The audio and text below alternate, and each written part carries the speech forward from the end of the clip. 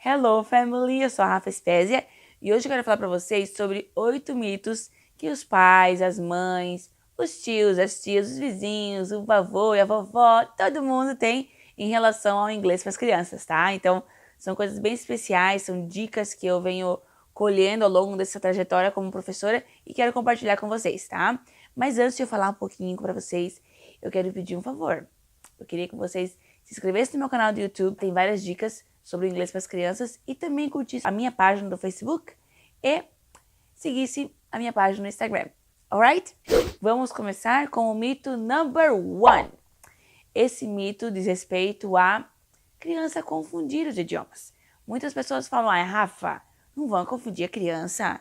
Mas falar português com inglês, eu acho que a criança vai confundir. Gente, a capacidade da criança ela é tão além do que a gente imagina que realmente, à primeira vista, sim, a gente pode pensar que confunde, mas não confunde nada, tá? A criança, até os 4 anos de idade, ela tem uma neuroplasticidade altíssima. O que é isso? O cérebro ser capaz de absorver novas informações sem dificuldades nenhuma, tá? Então, assim, não confunde. Eu tô com minha filha pequenininha falando inglês e português com ela e ela não confunde nada, tá? E é legal porque, assim, no comecinho, ela vai falar um pouquinho de cada idioma, mas conforme ela vai crescendo, a criança começa a distinguir um idioma do outro e começa daí separá-los. Então, vou falar só português e aqui só inglês. Mas nesse processo, ela vai misturando os idiomas. E isso não faz mal, né, gente? A criança tem 3, sei lá, 1, 2, 3, 4, 5 anos. Isso vai implicar algum problema para ela no dia a dia? Não vai. Então, take it easy. Deixa ela falando inglês com português, que isso não confunde a criança, tá? Vou dar um exemplo bem prático sobre como essas línguas não atrapalham, não confundem a criança. Como vocês sabem, não sei se eu comentei pra vocês já, eu fiquei um tempo no Canadá. Lá eu conheci muitas pessoas do mundo todo.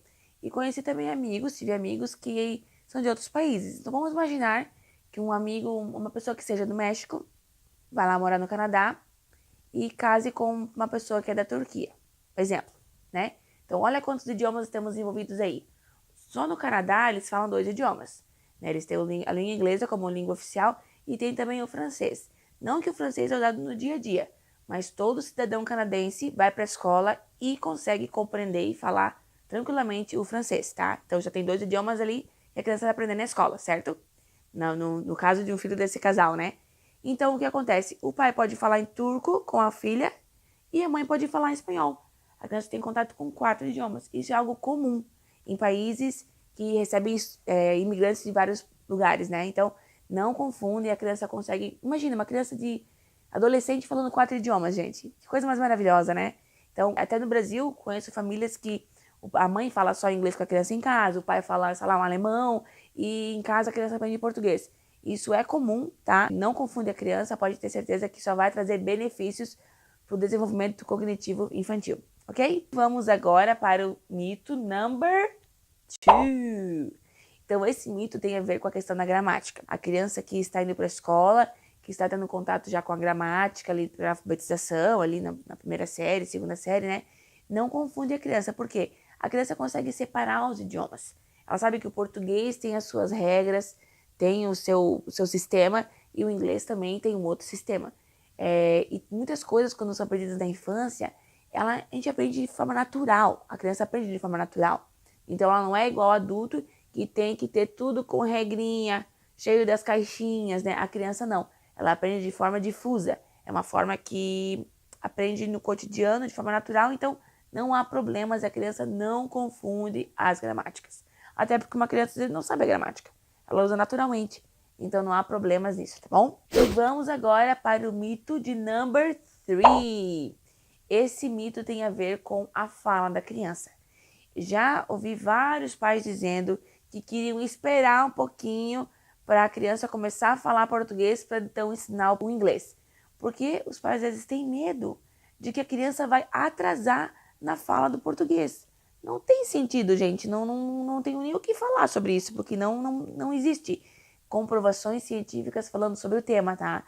Na verdade, aprender um segundo idioma só vai ajudar a criança a criar novas conexões cerebrais e fazer com que ela use tanto o português quanto o inglês da melhor forma possível, tá bom?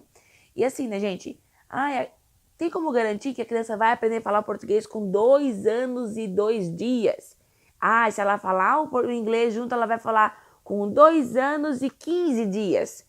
Não tem como provar isso. Então, talvez os pais tenham essa ânsia de a criança falar rápido, mas assim, não precisa ter. A criança, deixa ela desenvolver as habilidades conforme ela vai tendo necessidade, conforme ela vai conseguindo, tá? Então, sem pressa. Don't rush. Vamos agora para o mito de number 4, que tem a ver com o quê? Com as pessoas pensarem que estudar inglês causa estresse na criança. Não é verdade, tá, gente? Muito pelo contrário. Eu vejo no meu dia a dia que as crianças amam aprender inglês. Elas vão, assim, animadíssimas para as aulas, porque inglês é algo divertido. Inglês, se for aplicado da maneira correta, faz com que a criança ame e se estimule cada vez mais a aprender esse idioma tão lindo e maravilhoso, tá? Então, o que pode acontecer? O que pode estar acontecendo nesse estresse na criança? Por exemplo, a criança tem uma rotina muito intensa. Ela estuda o dia inteirinho na escola. Ela vai às 7h30 da manhã para a escola, sai da escola às 6 da tarde, vai para casa, toma um café, faz uma janta, com os pais, e daí ela vai para uma outra atividade fora. Todo dia um compromisso. Ah, ela faz piano, ela faz karatê, balé, judô. Aí um dia à noite ela faz inglês em cursinho, natação. Então são várias atividades. A criança tem assim 14 horas de rotina diariamente. E se ela não fizer, ela vai sair da rotina e o pai e a mãe obrigam a fazer. Então isso sim causa estresse da criança, tá bom? Aprender inglês na infância não causa estresse nenhum. Muito pelo contrário, só traz coisas boas, ok? E vamos agora para o mito de number 5, que tem a ver com o quê? Com a alfabetização. Isso é o grande medo dos pais. O próprio processo de alfabetização já causa um certo medinho, né? Uma certa expectativa nos pais, né? Então, os pais às vezes preferem que as crianças primeiro se alfabetizem no português para depois estimular o inglês. Então, gente, assim, ó, não confunde, tá? É claro que se a criança estiver se alfabetizando na parte do português, não é o ideal mostrar muitas palavras em inglês para a criança. Porque se ela for ver, se vocês forem perceber, o português e o inglês têm grafias totalmente diferentes, né? O português é uma língua homofônica. Ela tem o mesmo jeito que ela escreve, a gente vai pronunciar. E o inglês é diferente. O que se escreve ali não se pronuncia. Tanto é que tem várias dicas, vários videozinhos mostrando ali como o inglês ele é diferente na pronúncia, né?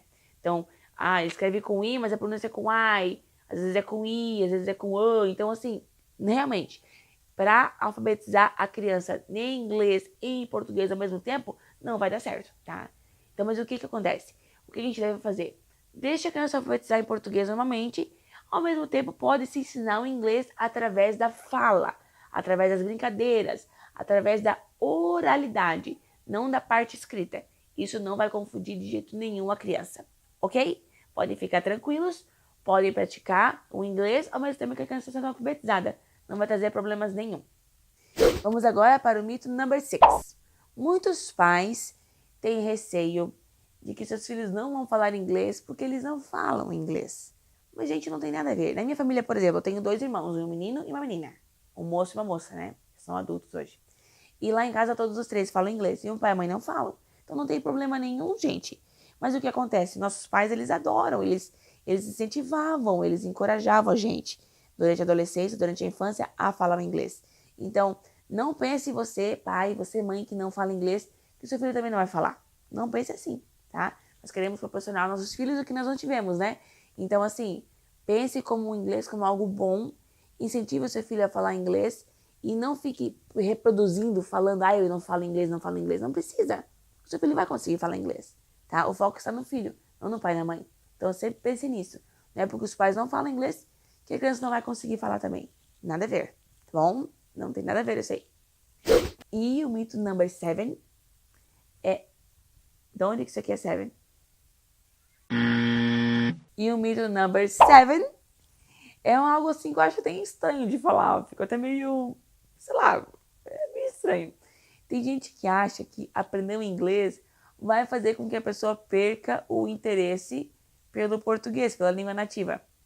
Até parece que brasileiro adora a sua língua portuguesa, né? As pessoas escrevem tão bem, estudam tanto a língua, né? Nada a ver isso aí, tá, gente? Eu acho que não tem cabimento, tá? Mas isso realmente acontece. As pessoas pensam que, eu vou aprender o inglês, não vou focar no português. A pessoa consegue praticar as duas, consegue aprender os dois. Quanto mais a pessoa amplia os seus horizontes linguísticos, mais ela vai ter consciência do quão maravilhoso cada idioma é. Então, o português tem as suas especificações, os seus detalhes que o inglês não tem. Então, não tem nada a ver que aprender inglês vai perder o interesse no idioma nativo, tá, gente? Nada a ver. E o mito number 8. Meu, que dificuldade, né? Vai. Meu Deus. Vai lá. E o mito number 8 é o quê?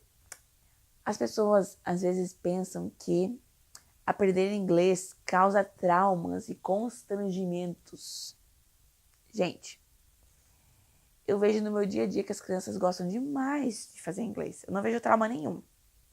O que pode acontecer é se a metodologia é defasada, não está de acordo com essa perspectiva infantil, que é a criança se envolvendo no processo, ela aprendendo inglês pela brincadeira, pelo jogo, e realmente, isso pode causar trauma. Se for algo obrigatório, assim, feito pela imposição, e que não é de acordo com o universo infantil. Mas aprender inglês na infância vai só trazer benefícios. Vai fazer com que a criança goste cada vez mais e queira cada vez mais aprender inglês, ok? Então, o adulto às vezes é traumatizado, né? É constrangido por não falar inglês, mas a criança não. A criança ela aprende de uma forma natural, ok? E eu espero que você esteja gostando desse conteúdo, porque eu estou preparando tudo com os mínimos detalhes, com muito amor e carinho, trazendo muito dessa experiência prática que eu tenho no dia a dia para os vídeos que vocês assistirem em casa com todo o conforto da sua casa, tá? E eu quero falar para vocês que todo esse conteúdo que eu disponibilizo no meu canal do YouTube, no Instagram e no Facebook, são todos conteúdos assim que são um pedacinho, só um pouquinho de tudo que eu tenho para te oferecer no meu curso online Inglês para Família, com a metodologia que eu criei, específica para você usar em casa com o seu pico-ruxo, nessa metodologia Family Approach, que tem tudo a ver com esse ambiente familiar para você conseguir aplicar o inglês no seu dia a dia com o seu filho, ok?